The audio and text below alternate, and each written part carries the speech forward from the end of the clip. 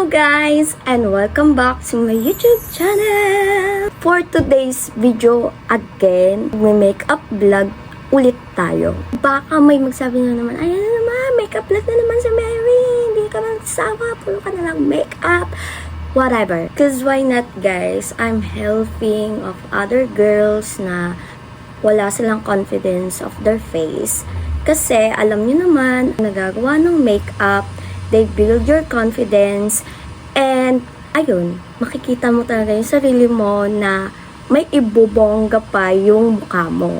Balik na tayo sa ating gagawin dapat ngayon. This video guys, napadaan lang talaga siya sa akin sa TikTok, sa YouTube, so gusto ko siyang gawin with my face. And makita nyo rin kung ano yung magiging outcome ng pinagagawa natin na makeup tutorial. No? This kind of makeup tutorial, what we call an approachable makeup. Hindi ba bagay ito sa akin? Kasi nga, mukhang jolly yung mukha ko eh. Depende. Kaya siya tinawag na unapproachable makeup. Kasi unapproachable nga. Charit. So guys, nag-coffee lang ako kasi sa totoo lang, umaga ngayon.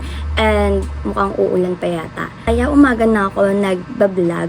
Kasi paghapon, yung mga kapitbahay natin, nagpi-video okay and maingay. Kape muna ang auntie nyo guys bago mag-start. Kasi I love coffee.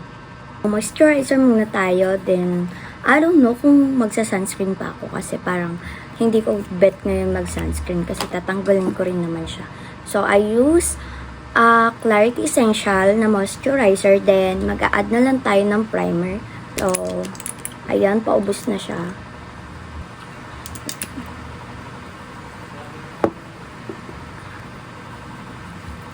Ayun guys, naglagay na ako ng moisturizer. Then, next is the primer. So guys, my primer is from Size Lady. Ito talaga yung gamit kong primer. So, ilagay lang tayo dyan. And dito. Naririnig nyo ba yung ulan guys? So, ayan. See that girl guys? Tignan mo, ang ganda. Next is the contact lens. Kasi maglalagay ako ng contact lens ngayon. Nakalimutan ko kung saan ko siya nabili. So, this is gray guys. Sa mga napapanood ko, like TikTok and YouTube, mga naka-contact lens sila ng gray. And medyo bad vibes yung makeup nila. So, unapproachable makeup nga. So, we try it. Mahirapan lang ako maglagay kasi last na lagay ko nito is yung graduation ko. And hindi na kasi ako sanay mag-contact lens, guys. Ewan ko, ang sensitive ng mata ko ngayon. My God, naiiyak agad ako. Kaya ayoko mag-contact lens kasi di na sanay yung mata ko sa contact lens, guys. Oh my God, naiiyak na ako.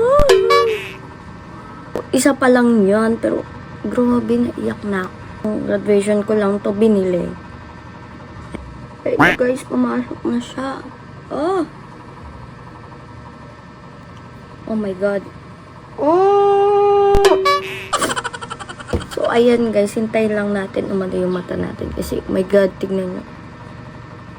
Mukha akong umiyak ng 10 beses. So guys, ang next natin is the foundation. Pasensya na guys kung medyo magalaw yung tripod natin kasi lobat po yung isang tripod natin. Hindi ko alam kung anong. So, ito na lang guys, ulit. This is from Squad Cosmetics. Then, this is from Everbelena. So, pinagko-combine ko lang sila kasi ayoko na masyadong white. So, guys, baka marami nagtanong, ate, bakit yan palagi ginagamit ng foundation? Guys, nag-sale kasi yung Everbelena. Then, ang dami kong foundation na. So, ito, dalawa yung ganito ko. Then, ito guys. Then meron pa eh. Hindi ko na lang alam kung saan ko pinaglalagay. Kasi guys, ako yung tipo ng tao na kapag meron pa, hindi agad ako bumibili. Pero dahil nga siguro nag-vlog ako ngayon, baka mapabili ako bigla. So, ayan. Guys, pag nag-sponge ako, binabasa ko yung sponge para, ewan ko, mas naano niya yung foundation. may panahon tayo ngayon mag-makeup vlog guys. Kasi nga, tinapos lahat natin yung orders ng mga customers. So, may time ako mag-vlog ngayon. So, hindi ko alam kung anong concealer ko. Kasi bet na bet ko tong Pro. Then, itong Everbelena. Ito kasi, bet na bet ko tong product na to. I love this product, guys. So, dyan lang. Lalagay ako dyan.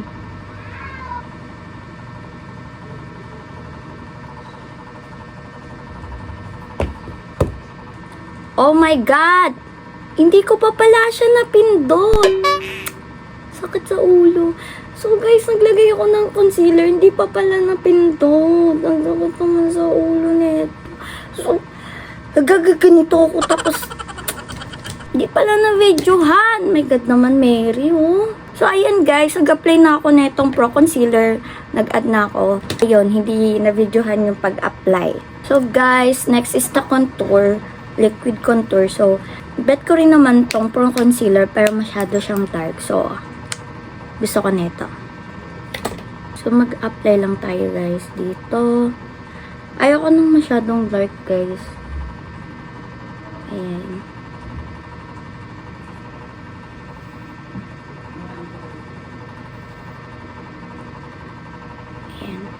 Alam nyo guys, di talaga nagko-contour kasi medyo slim na yung mukha ko. Ayan, nakikita nyo. So, kapag nagko-contour kasi ako, parang nagiging buto na yung mukha ko lalo. Pero depende naman siguro yun sa pagko-contour. So, ayan guys.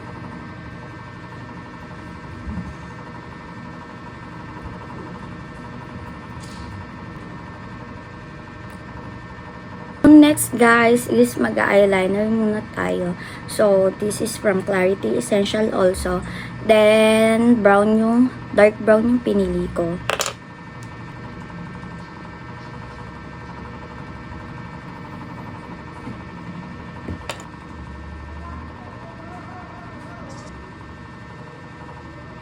Alam nyo guys, na-stress talaga ako sa pagkikilay.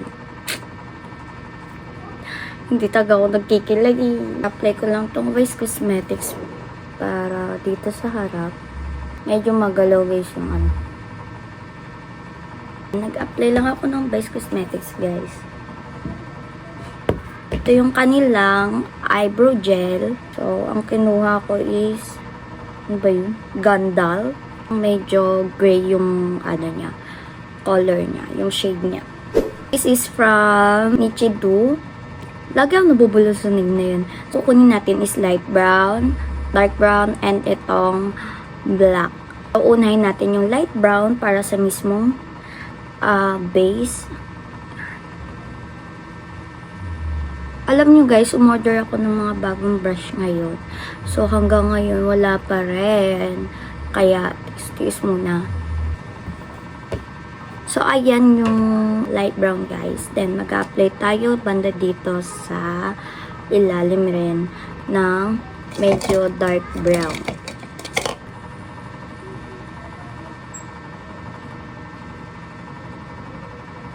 So, pawing lagi yung gagawin natin guys. Dito guys kasi kita yung pagka-brown. So, ayan. So, next guys is yung black. So, banda dito. Ganyan. Pawing siya, guys. Dark vibes yung ating eyeshadow. So, blend lang natin.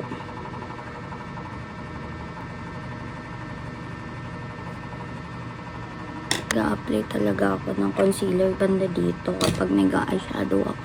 Saka ako mag-apply netong medyo white.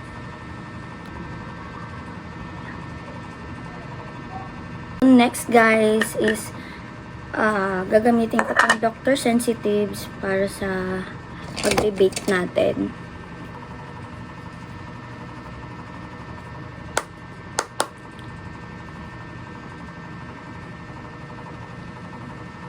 So next guys is mag-a-apply na tayo ng liquid eyeliner. So ang gamit ko is from Pink Blush.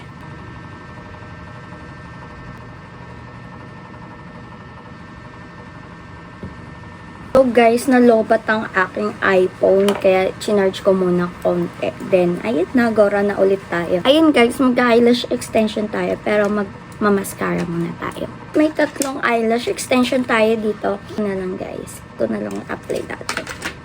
Ayan guys, nakapaglagay na tayo ng eyelash extensions. So, maglalagay rin tayo ng eyeshadow sa ating ilalim ng mata. Ayan. So, guys, next is maglalagay tayo ng blush on. So, light lang to guys. Dito lang sa may bandang gilid.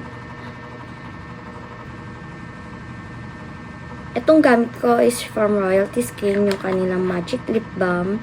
So, next is maglalagay tayo ng blush on powder. Itong Vice Cosmetics. Oh my god.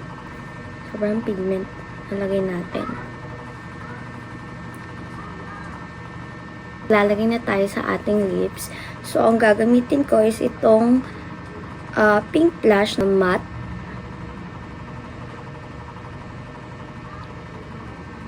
So, kapag nag-set na yung matte ng pink blush, this maglalagay na ako na itong powder matte from Royalty Skin.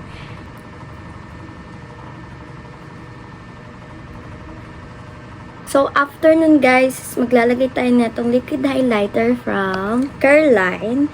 Itong kanilang blush stick.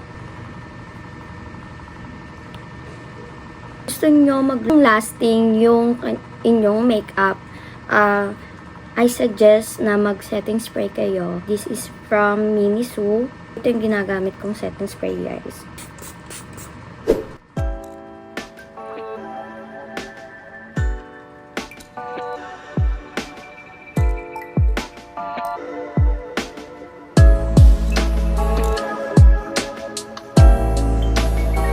So guys, ayun, sobrang ganda niya. Parang, pag nakita mo, oh, pak. O, diba? Ang ganda niya, guys. So, kung nagustuhan nyo tong ating makeup tutorial, gawin nyo na, guys. Dahil, I love it. Natapos na ang ating makeup tutorial. So, kung nagustuhan nyo ang ating makeup tutorial, syempre, subscribe nyo na yan.